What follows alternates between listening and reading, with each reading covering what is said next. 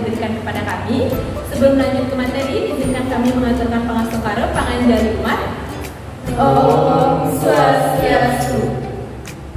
Sebelum lanjut, izinkan kami memperkenalkan diri. Perkenalkan, nama saya Nikita Belanda, IPM 201022 dan rekan-rekan saya. Perkenalkan, nama saya Niko Magini Andini, NPM 201012. Perkenalkan, nama saya Ibu Jaga Praditya, NPM 201032. Perkenalkan, nama saya Niko Eka Suryandari, NPM 201033. Perkenalkan, nama saya Ade, NPM 201021. Nah, di sini kami akan mempresentasikan materi yang kami dapat, yaitu mengenai integrasi nasional sebagai salah satu parameter persatuan dan kesatuan bangsa. Lebih lengkapnya, lanjut ke video. Oke, langsung saja kita pembahasan materinya. Jadi di sini saya akan membahas mengenai integrasi nasional. Nah, ini ada suatu pertanyaan, yaitu apakah sulit berintegrasi sebagai suatu bangsa? Jadi gini, bangsa yang mampu membangun integrasi nasional akan memperkokoh hasrat persatuan dan kesatuan antar bangsa-bangsa yang ada di dalamnya. Terus integrasi nasional merupakan salah satu tolak ukur pemersatu dan kesatuan bangsa. Nah, jadi gitu. Karena kita lanjut ke definisi integrasi. Nah, jadi integrasi nasional berasal dari dua kata, yakni integrasi dan nasional. Integrasi ini berasal dari bahasa Inggris, yakni integrate, yang memiliki arti menyatupadukan, mempersatukan atau menggabungkan. Di sini ada beberapa pengertian, yaitu dari yang pertama, yaitu dari pada Kamus Besar Bahasa Indonesia atau KBBI, yang menunjukkan bahwa integrasi memiliki arti pembaruan sehingga menjadi suatu kesatuan yang benar dan utuh. Lanjut, yang kedua, secara politis. Integrasi nasional secara politis ini memiliki arti bahwa penyatuan berbagai kelompok budaya dan sosial dalam kesatuan wilayah nasional yang membentuk suatu identitas nasional. Lanjut yang ketiga, yaitu secara antropologi. Integrasi nasional secara antropologis ini berarti bahwa proses penyesuaian di antara unsur-unsur kebudayaan yang berbeda sehingga mencapai suatu kesatuan fungsi di dalam kehidupan masyarakat.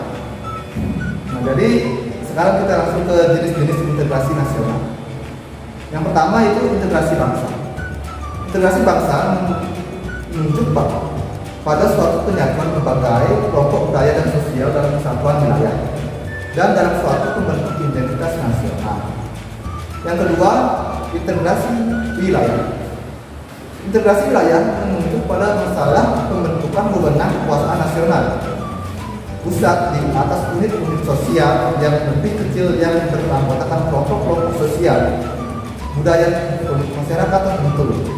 Lanjut yang ketiga, ada integrasi nilai. Integrasi nilai menunjuk pada adanya konsensus terhadap nilai yang minimum yang diperlukan dalam memelihara tertib sosial. Lanjut yang terakhir, yaitu yang keempat, ada integrasi elit massa. Nah, jadi menunjuk pada masalah hubungan antara pemerintah dengan yang diperintah, mendekatkan perbedaan-perbedaan mengenai aspirasi dan nilai pada kelompok elit dan massa. Nah, jadi sekian yang dapat saya sampaikan. Selanjutnya materi yang akan dibantu oleh rekan saya ke teman saya. Terima kasih. Baik, di sini saya akan melanjutkan presentasi dari saya. Di sini saya akan mempresentasikan pentingnya integrasi nasional bagi bangsa Indonesia. Integrasi nasional merupakan salah satu cara untuk menyatukan berbagai macam perbedaan yang ada di Indonesia. Integrasi itu sendiri dapat dikatakan sebagai suatu langkah yang baik untuk menyatukan sesuatu yang semula terpisah menjadi satu kesatuan yang baik bagi Indonesia. Misalnya menyatukan berbagai macam suku, budaya yang ada serta menyatukan berbagai macam agama yang ada di Indonesia. Integrasi nasional penting untuk diwujudkan dalam kehidupan bermasyarakat Indonesia. Dikarenakan Indonesia merupakan negara yang masih berkembang atau dapat dikatakan negara yang masih mencari jati diri. Selain itu, integrasi nasional sangat penting untuk diwujudkan karena integrasi nasional merupakan suatu cara yang dapat menyatukan berbagai macam perbedaan yang ada di Indonesia. Indonesia sangat dikenal dengan keanekaragaman suku, budaya, dan agama. Oleh sebab itu, adanya pengaruh globalisasi yang masuk di Indonesia membuat masyarakat Indonesia lebih memilih untuk suatu yang real, walaupun hal tersebut membuat upaya migrasi tidak terwujud. Masyarakat Indonesia belum sadar akan pengaruh globalisasi yang ternyata tidak baik bagi masyarakat Indonesia.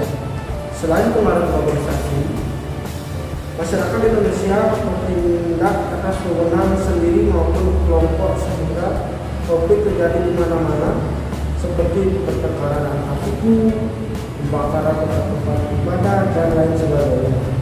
Konflik tersebut yang membuat integrasi nasional susah diwujudkan. Upaya integrasi tersebut dilakukan dengan Indonesia menjadi satu kesatuan yang mana disebut dalam semboyan Indonesia Tunggal Ika.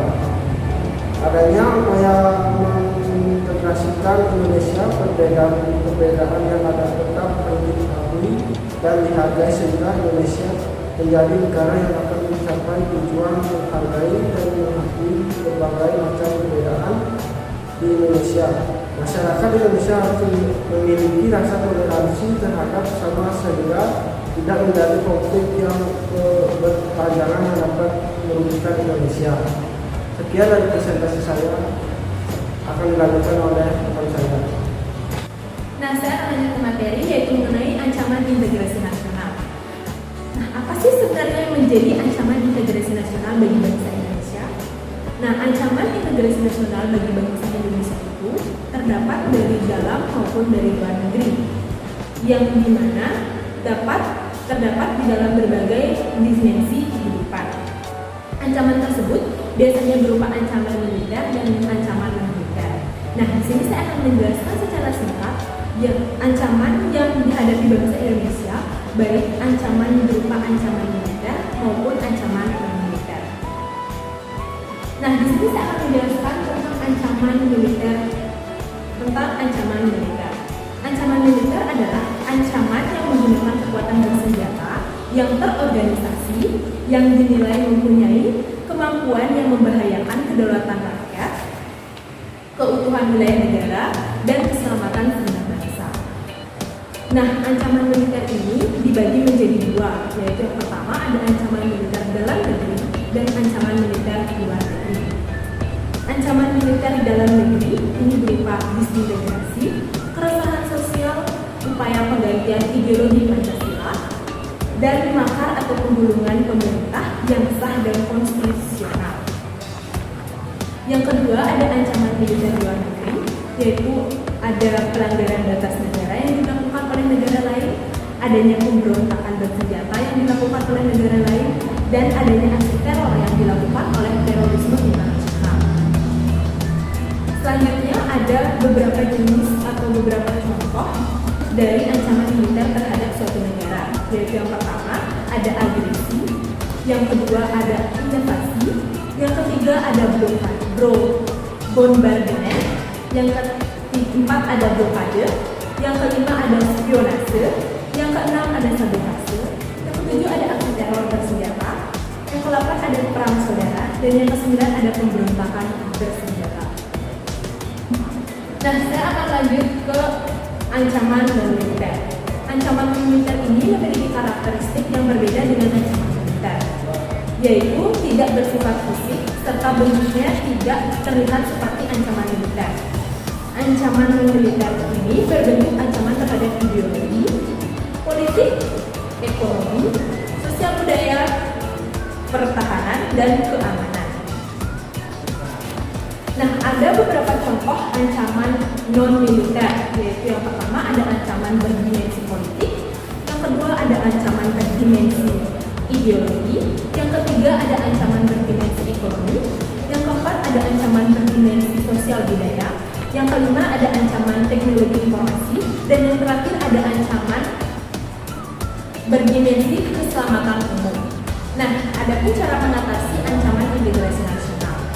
Ancaman integrasi nasional sangat berbahaya apabila tidak diatasi. Oleh karena itu, harus diterapkan strategi yang tepat untuk mengatasi ancaman integrasi nasional tersebut.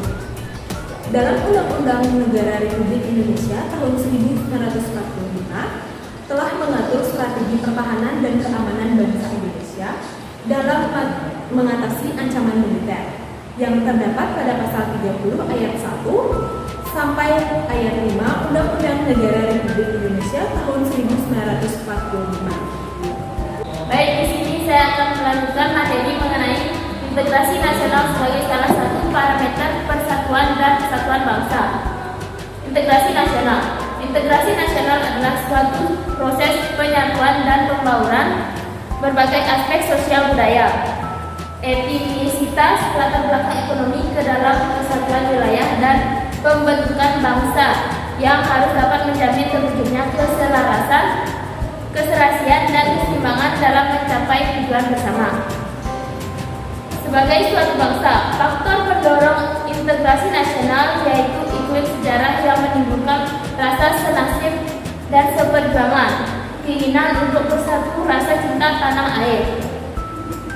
Di kalangan bangsa Indonesia, rasa rela berkorban untuk kepentingan bangsa dan negara.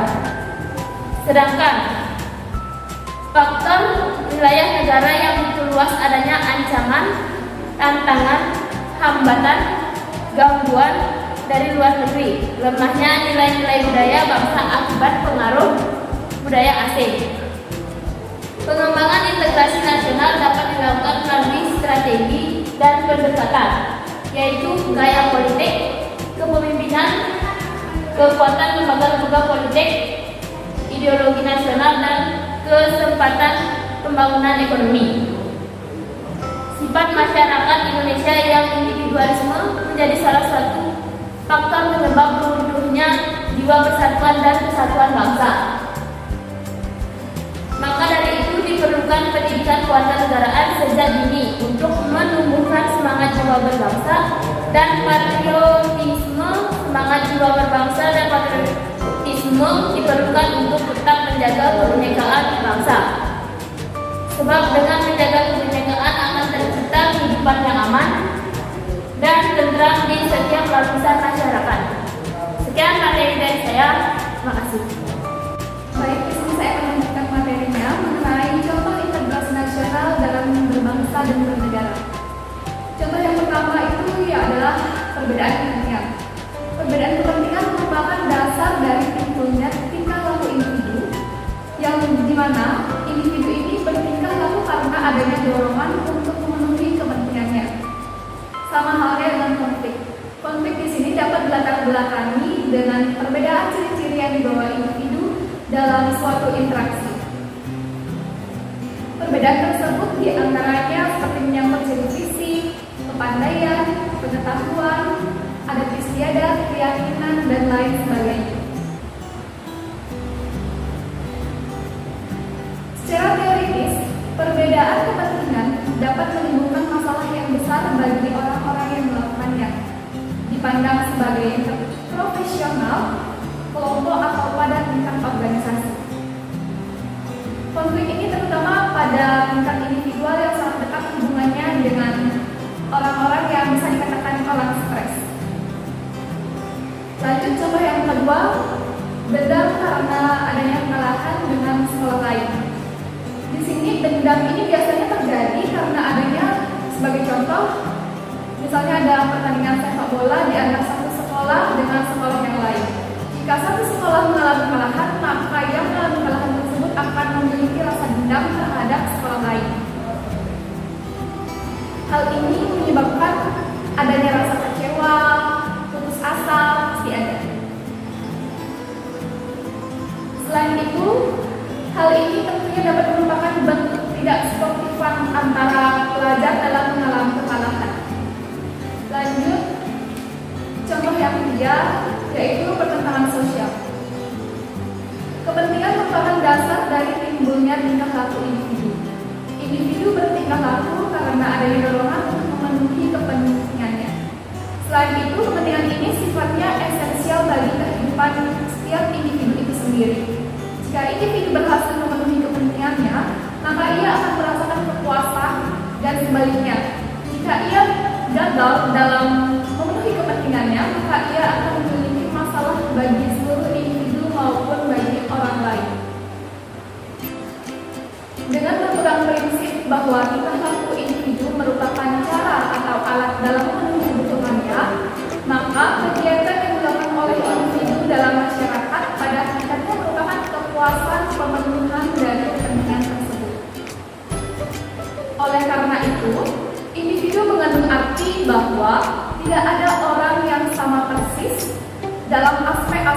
kebahagiaannya pasti berbeda, baik jasmani maupun rohani, maka sendirinya tentu perbedaan individu dalam hal kepentingan.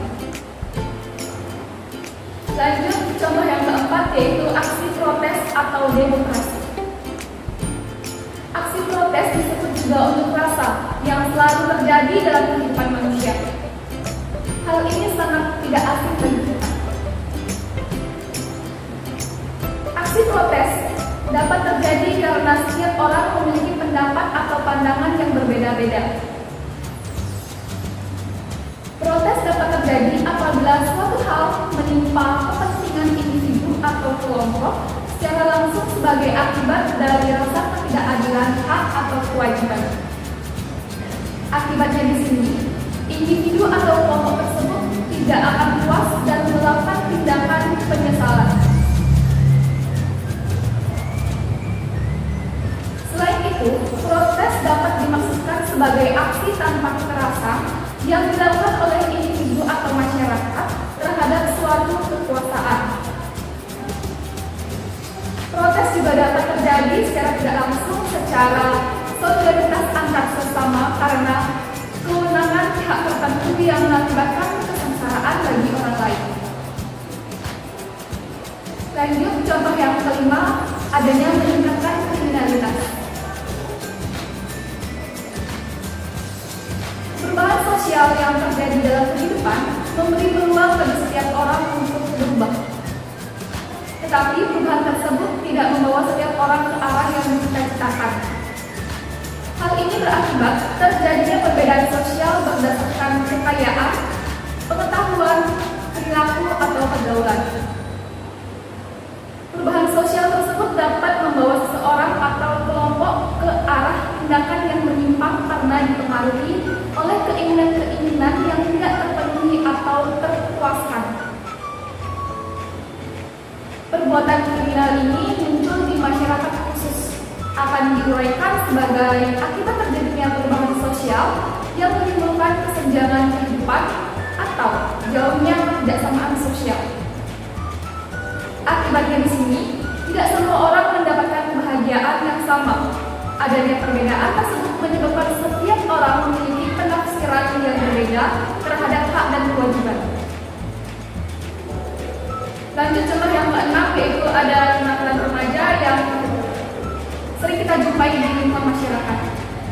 Kenakalan remaja merupakan disintegrasi dari keutuhan suatu masyarakat. Hal itu terjadi karena tindakan yang mereka lakukan dapat meresahkan masyarakat.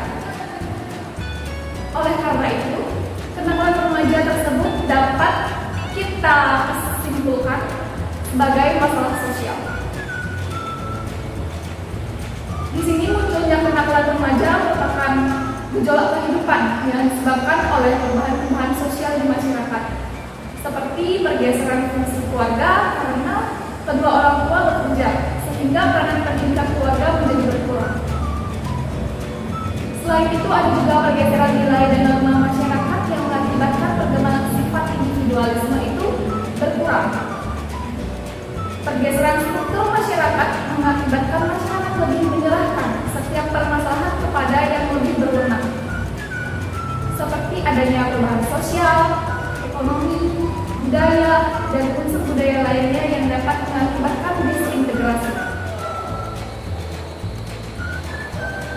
Di sini kenakalan remaja sering kita lihat bahwa remaja di sini bersangkutan cenderung melakukan hal-hal yang tidak mengarah ke hal yang baik, seperti ke arah kejahatan yang melarang atau hak milik orang lain tanpa izin. Itulah contoh yang sering kita lihat.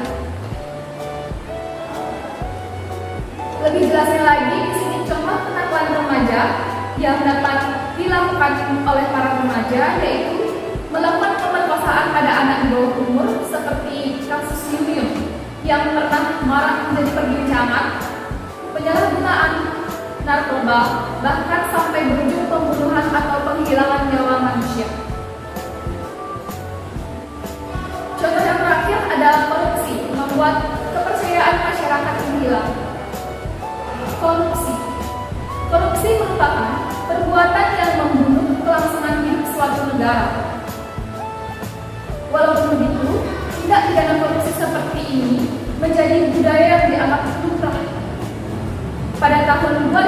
sampai 2015, Mahkamah Agama telah memutuskan adanya 803 kasus tindak pidana korupsi di Indonesia. Bahkan Indonesia masuk dalam urutan ke-88 dari 168 negara di dunia menurut survei lembaga Transparency International atau dapat disingkat dengan TI. Dalam kategori tindak pidana korupsi ini adalah merupakan salah satu hal yang menyedihkan menurut saya, di mana uang yang dikorupsi adalah uang rakyat. Uang ini seharusnya digunakan untuk pembangunan dan kesejahteraan rakyat. Sementara hanya segelintir orang secara individu dan kelompok yang dapat menikmatinya. Di samping itu, kesejahteraan merupakan sebagai kunci kemakmuran suatu negara tidak akan tercapai jika banyak perilaku korupsi yang terjadi. Berbagai macam kalangan sudah terlibat dalam tindak pidana korupsi, baik dari pemerintah pusat, pemerintah daerah, pengusaha, wira swasta, guru, jaksa, bahkan hakim. Korupsi ini biasa dilakukan oleh orang-orang yang berpendidikan sebagai wakil rakyat. Seharusnya orang-orang seperti ini membawa Indonesia untuk menjadi lebih maju, bukan melakukan tindakan pidana korupsi. Dampak korupsi ini tidak hanya dirasakan oleh satu sisi saja, namun saling berkaitan satu sama lain seperti urutan domino yang berjatuhan. Bukan hanya pembangunan saja, namun bermasalah untuk seluruh faktor pembangunan bangsa juga bermasalah. Maka dari itu, untuk memenuhi defisit maupun pembangunan suatu negara harus berputar pada hasil survei Indonesia Corruption Watch atau ICB pada tahun 2015 sejumlah 31,077 triliun yang merupakan jumlah kerugian negara akibat tindak pidana korupsi. Demikian penjelasan dari saya. Terima kasih. Sekian presentasi dari kelompok kami. Akhir kata kami tutup dengan Paramasanti. Om Santi Santi Santi Om.